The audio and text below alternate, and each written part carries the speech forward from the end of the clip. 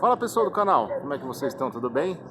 A graça e a paz, em o nome de Deus, o nosso Pai, do seu Filho Jesus, para você, para toda a sua família e para toda a humanidade.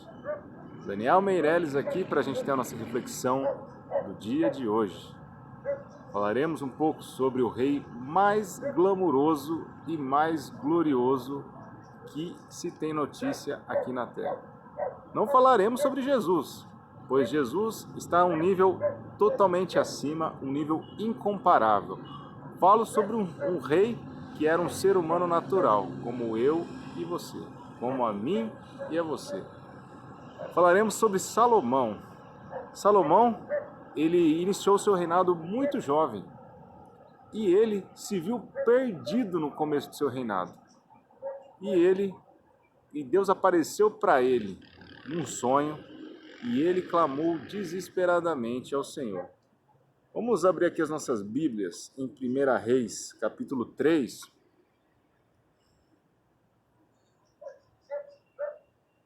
versículo 5, que diz o seguinte, ó. Em Gibeon, o Senhor apareceu a Salomão num sonho à noite e lhe disse: Peça-me o que quiser e eu lhe darei.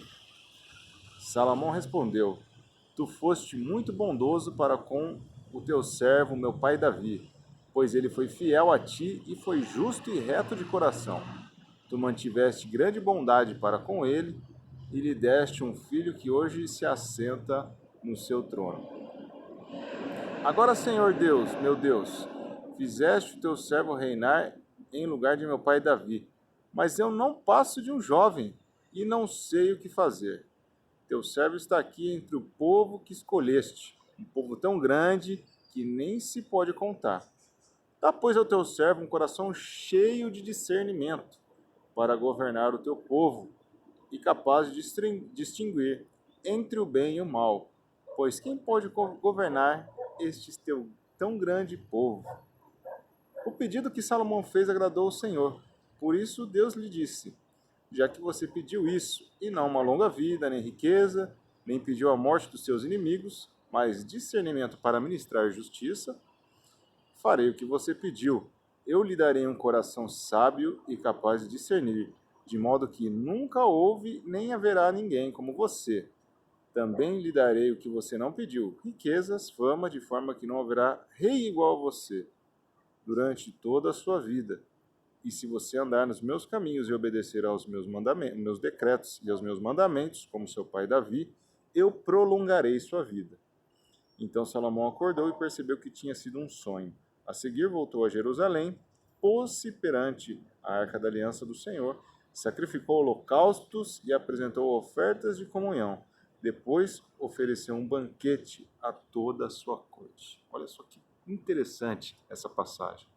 Ele clamou algo maravilhoso para Deus, algo que nós devemos fazer todos os dias, a todo momento, clamar por sabedoria, discernimento entre o bem e o mal, para a gente conseguir optar sempre pelas coisas boas diante de Deus.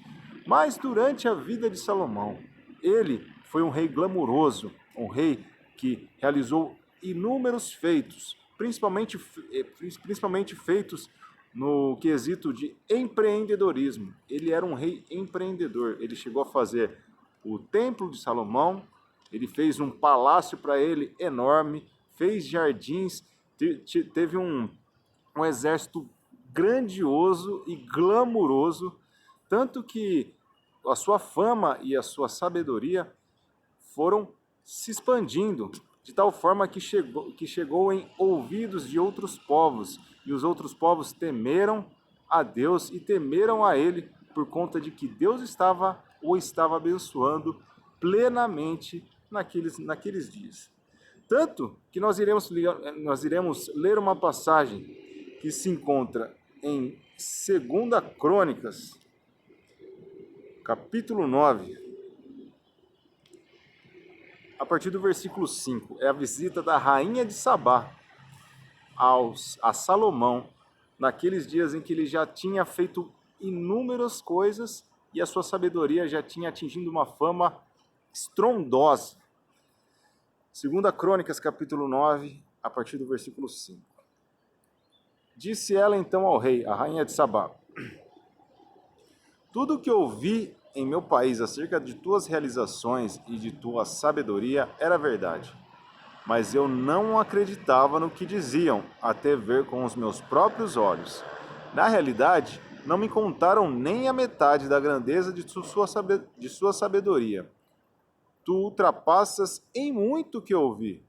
Como devem ser felizes os homens da tua corte, que continuamente estão diante de ti e ouvem a tua sabedoria. Bendito seja o Senhor, o seu Deus, que se agradou de ti e te colocou no trono dele para reinar pelo Senhor, pelo teu Deus, por causa do amor de teu Deus para com Israel e do seu desejo de preservá-lo para sempre. Ele te fez rei para manter a justiça e a retidão. E aqui, esse foi a conclusão da rainha de Sabá, quando olhou a clamorosidade, a grandiosidade do reinado de Salomão. Ele mostrou coisa por coisa para ela. Ele mostrou também toda a sua sabedoria a ela. Ela fez perguntas dificílimas para nós, seres humanos, porém, para Salomão, naquela época, ele respondeu a todas as perguntas e não havia pergunta muito difícil que ele não conseguisse responder. Mas aonde que eu quero chegar com tudo isso? Não adianta nada nós clamarmos por sabedoria a Deus, pedirmos com toda a força, com toda a fé, sabedoria para que a gente consiga discernir entre o certo e o errado, para optar sempre pelas coisas corretas diante de Deus. Se eu e você também não clamarmos a Deus com a mesma força, com a mesma intensidade, para que possamos ser humildes também. Quando nós nos enchemos de sabedoria, na bagagem aparece um pouco de soberba, um pouco de arrogância, talvez muita soberba e talvez muita arrogância. E para a gente conseguir administrar tudo isso é muito difícil. Mesmo porque a sabedoria, quando ela está presente na vida de uma pessoa e ele consegue ver as façanhas que Deus faz através dele, através da sabedoria que ele concedeu para o ser humano, então o coração dessa pessoa começa a se encher, achando que ela própria proporcionou tal sabedoria, talvez com seu esforço próprio, talvez com sua própria inteligência. Não, ele com certeza ele pensa que muitas vezes foi ele próprio, a sua justiça própria, o seu esforço próprio que fez ele conseguir chegar até onde ele chegou. Porém, Salomão, ele se esqueceu de pedir também humildade de coração. Quando nós vemos uma situação como essa, porque logo após essa situação, Salomão, ele se envolveu com 700 mulheres, 300 concubinas, ele casou com inúmeras esposas de outros reinados, de outras religiões, e desobedecendo o mandado de Deus de não se misturar com os outros povos. Porém, ele, cheio de si, cheio da sabedoria, falou: não, eu sei o que eu estou fazendo. E foi até o final. E o que aconteceu? O povo de Israel se rachou entre Reino do Norte e Reino do Sul. E Salomão ficou no buraco por conta disso. Então, o que a gente consegue aprender sobre isso é que eu e você devemos sim clamar por sabedoria. Deus se agrada muito quando nós clamamos a Deus por sabedoria espiritual. Não apenas clamando, mas também estudando a palavra de Deus, pois esta é a sabedoria física que está aqui na nossa mão, para que a gente possa ler, aprender e colocar em prática. Mas também devemos orar a Deus para que Deus nos dê um coração humilde, Deus nos dê um coração reverente, para que eu e você possamos ser sábios e sermos humildes, pois a soberba, a arrogância, a prepotência, ela é um passo anterior à queda do homem. Então, quando nós clamamos por sabedoria, devemos ser mais sábios ainda em clamar por humildade. Quando nós pensamos numa pessoa sábia e numa pessoa humilde, na mesma hora vem o nome de Jesus Cristo.